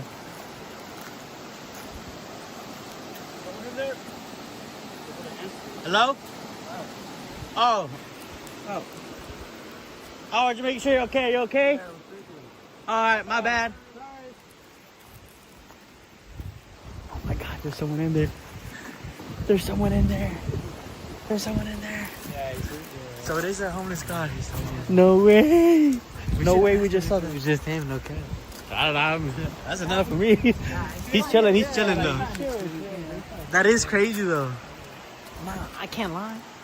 That's kind of crazy. Why is he there sleeping? Nah, but what y'all mean he's chill? Look, we've been loud as fuck. He just ignored us that whole time until we got really close. About to open that. He was probably scared. He thought we were the cops. As a homeless person? He probably thought we were the cops, to be honest. He thought we were boosting until we got really close. He probably saw the knife and was like, oh, hell no. Panic followed immediately. There were no vehicles nearby, no clear signs of who or what had set up the campsite, and no explanation for the ritual-like objects surrounding it. What had seemed like abandoned wilderness now felt occupied in a way that didn't make sense. The forest didn't feel empty anymore. It felt shared. Little Creek didn't just feel like a remote location anymore. It felt like a place where stepping in too far meant you were already part of something you didn't understand. When a place looks abandoned but feels watched. How do you know you were ever the first one to arrive? What began as a casual hike through a quiet grove of aspen trees quickly turned into something far more disturbing. While exploring deeper into the wilderness, Tim and a partner came across a strange ecological boundary, an area where a past wildfire had burned through and then abruptly stopped, with no natural transition. The shift in the environment felt unnatural, like something had interrupted the fire itself, leaving behind a place that didn't follow normal rules. Look at this area.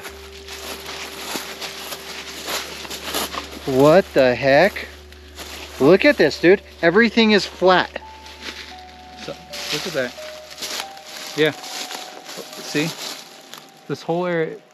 Well, this is actually interesting. Okay, so they're all flat. They all fell down like an avalanche. Oh. But that doesn't make sense because it's a complete circle. I know what it is. What? It's where the plane came and dropped its water. Because look, this tree's on fire. Oh.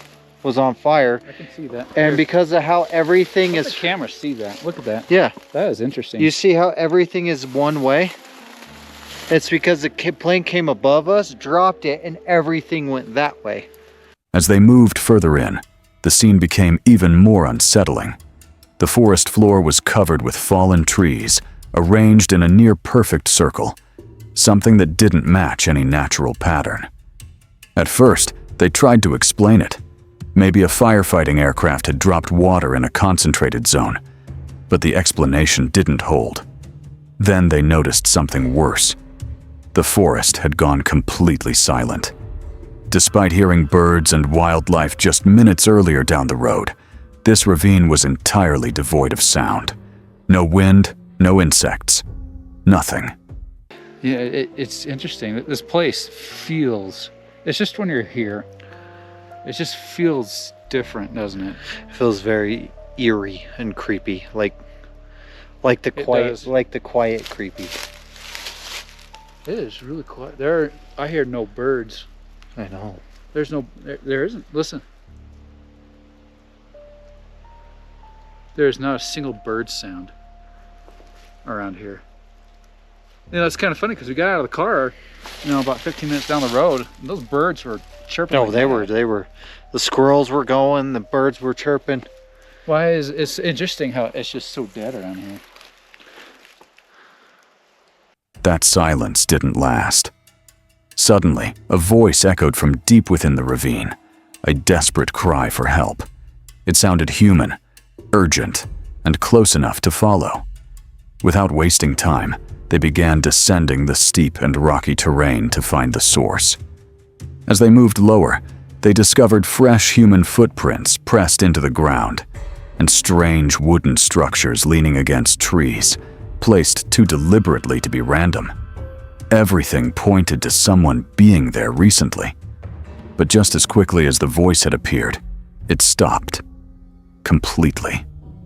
The cries vanished, replaced once again by a heavy, unnatural stillness. That's when the situation changed. So shh.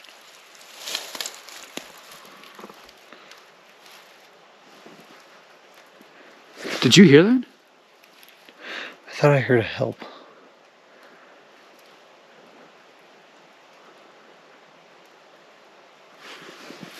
Just like.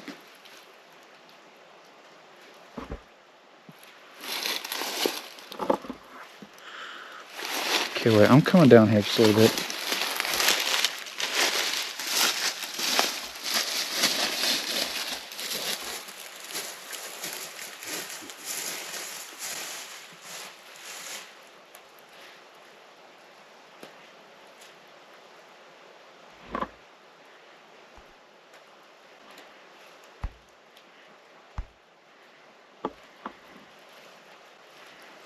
you hear anything?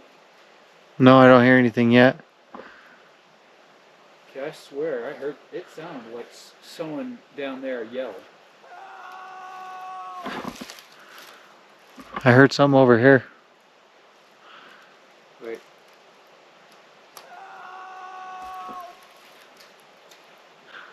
No, I heard it over there. Yeah, there's someone down there.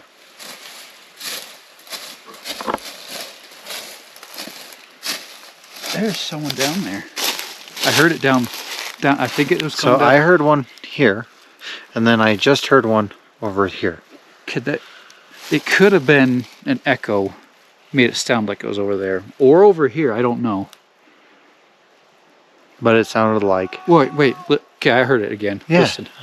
Hey, it sounded like it's from over there. It sounds like help. Okay, either it's echoing. That seriously sounded like two of them. So what if he's hollering from down there, it's going to echo up to here.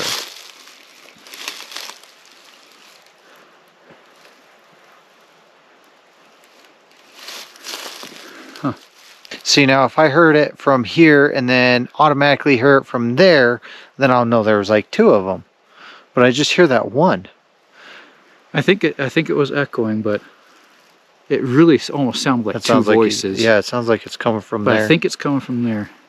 Using an elevated camera to scan through the dense brush below, they searched for any sign of the person who had called out. Instead, they heard something else. Low, guttural growls echoing from the same direction. The sound didn't match any known animal in the area. It felt controlled, deliberate, like something aware of their presence. In that moment, it became clear. They were no longer searching for someone in need. They were being watched.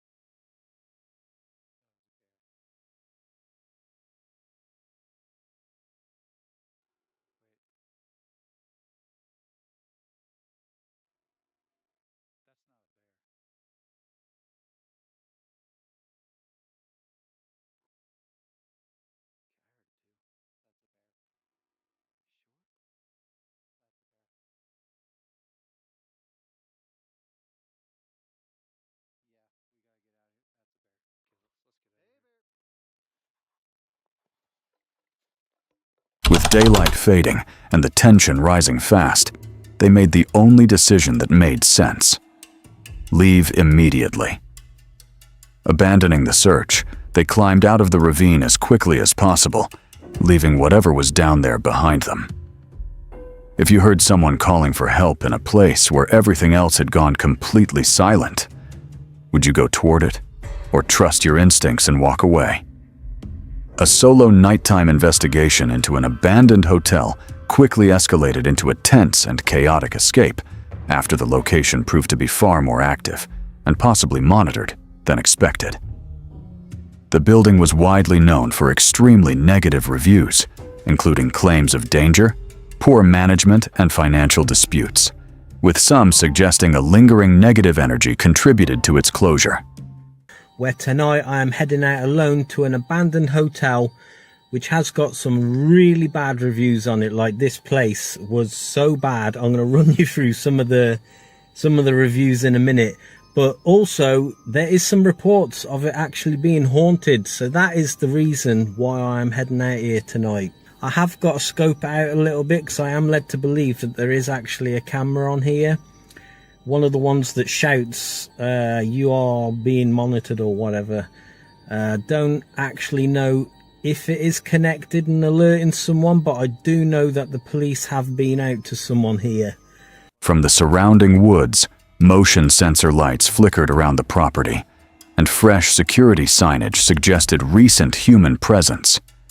A talking surveillance camera warning that users were being monitored added to the suspicion that the site was still under observation. Despite this, entry was made through an open window. What I'd like to do is get around the back. So I imagine if there is a camera, it will be at the front.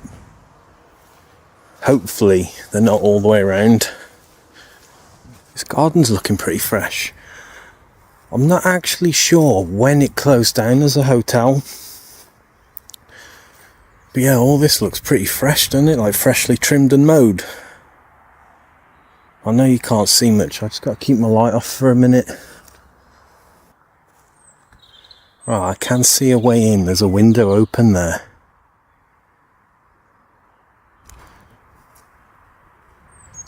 Let's just walk around this way and see if any more lights come on. Yeah, there's a window open.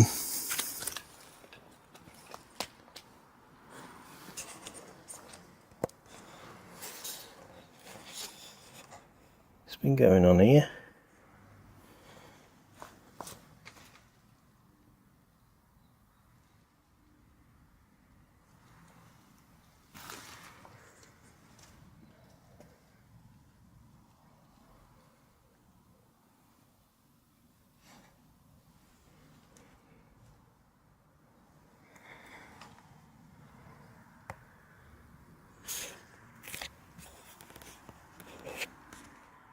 Man, this is creepy. I'll try and get in there.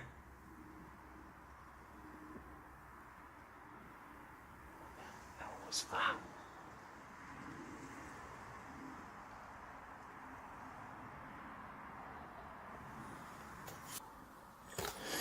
I think I'm in. I wasn't sure whether that floor was safe or not, because that is quite a drop down there. Once inside, the atmosphere changed immediately. The building felt unstable and active, with heavy footsteps echoing from the upper floors and repeated loud banging moving through the corridors. The sounds were consistent enough to suggest coordinated movement above.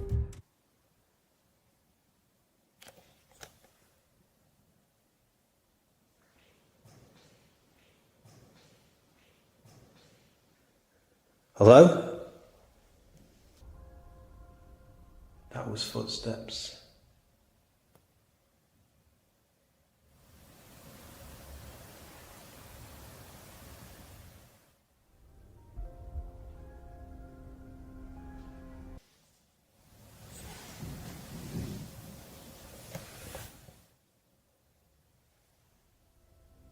That was knocking upstairs.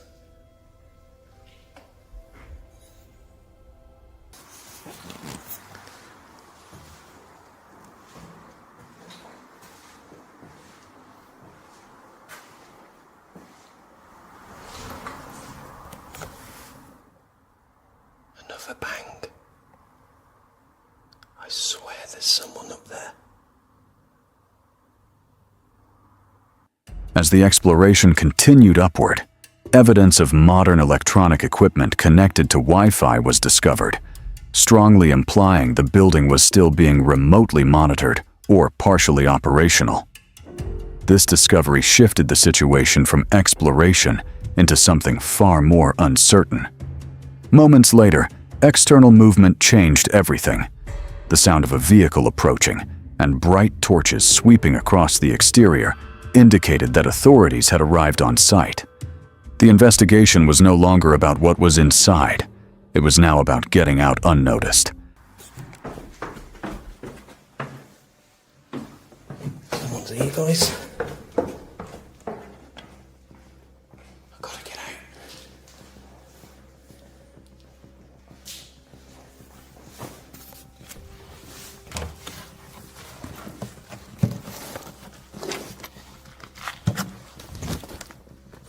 A rapid escape followed. The investigator exited through a window and moved through overgrown gardens, unstable terrain, and open fields in complete darkness. The environment forced a full sprint through unknown ground while trying to avoid detection. During the escape, blue flashing lights were seen reflecting near the hotel gates, confirming police presence. Jesus Christ, guys.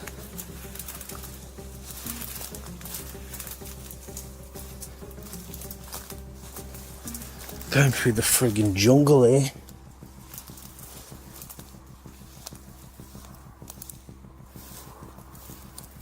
Well, I don't think there's anyone following me.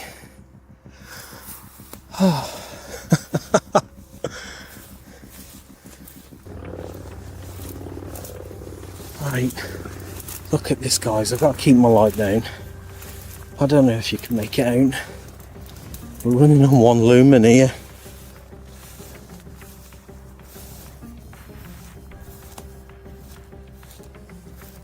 Although the paranormal claims remained unverified, the experience was intensified by persistent reports of footsteps and voices following through the building right up until the final moments inside.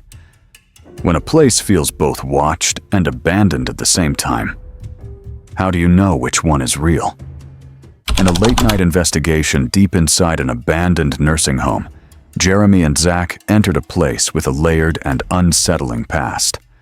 Originally known as German Camp in the 1800s, the location later became a settlement before being converted into a geriatric facility where an estimated 3,000 deaths were recorded.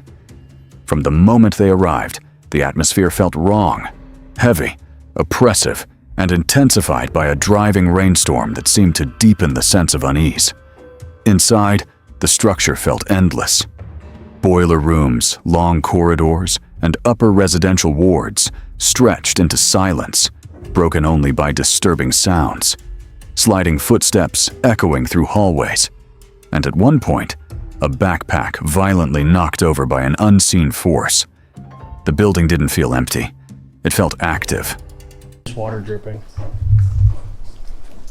So last time I was here, my demon card was in that freezer. Oh, great. I was here by myself. I wouldn't have been. I guess it's just second nature to me. Alright. Oh, another thing, when we get shining towards windows, let's try to avoid shining towards windows out. So it doesn't. Sometimes when I go through abandoned places, I have red lights. That's interesting. My backpack just fell over. There's no reason why I should have done that. Spirit, did you knock over the backpack? I know that you guys didn't see it on camera, but I know you heard that go. When the spirit communication began, things escalated quickly. Multiple entities responded through the device, identifying themselves as Mildred, Robert, and Bram. One presence, Mildred, claimed to still visit family, while the tone of the session shifted into something far more serious. Warnings began appearing. Messages like, "Don't trust the bad ones," "Shot," and most disturbingly, "Run now." It no longer felt like random responses. It felt like urgency. We're just visiting you. I know you've been here a long time, probably. Mildred. Mildred, it's nice to meet you.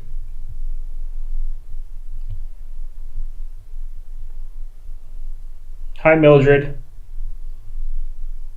Mildred, is it okay that we are here with you right now? Mildred, can you tell me how you passed away? What happened? I still visit my family. It's very good, Spirit. And you keep visiting your family. They miss you. Family is everything. It is everything. My life was short. It's me, I'm here. Spirits, Are we talking to multiple people here now as we're walking down passing these rooms? Nana. Nana's, that makes sense, nursing home. Doctor. Doctor has been said multiple times. Wrong. Wrong? Run now. Run now. Why do we want to run? 1200s. 1200s.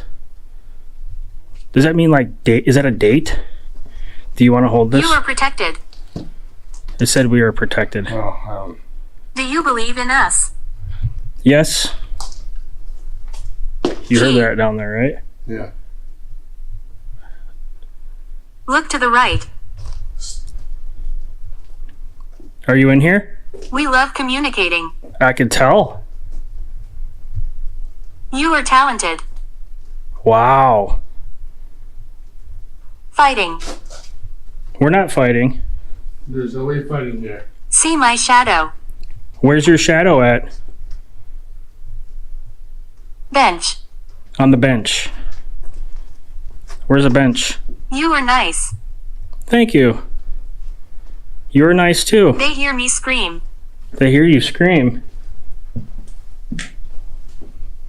As the session continued, the psychological pressure intensified.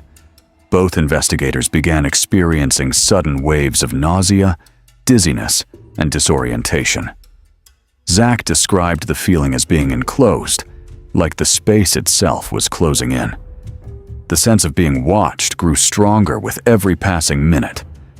At one point, Jeremy attempted mirror-gazing inside a pitch-black bathroom, staring into his own reflection in complete darkness. The experience quickly turned unsettling, as his face appeared to distort, almost disappearing or shifting into something unfamiliar during the stare.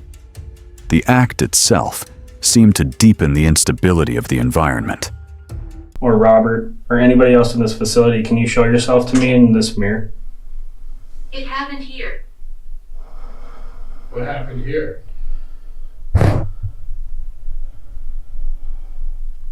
Guys, maybe you'll see something that I don't see. I'm gonna try to block this light. Still need the light, but I'm gonna try to block it to where it's not showing a gaze. There you go. Let me know if you guys see anything. I'm gonna gaze into this mirror. Jamie, I think we had another one, buddy. Another Yeah, it said Bram. Bram? Robert, Bram, Mildred. We know you're in spirit. I'm not gonna, I feel like, no, I feel like I should not keep doing We that. gotta go. I'm not dizzy as fuck. You getting dizzy? I'm just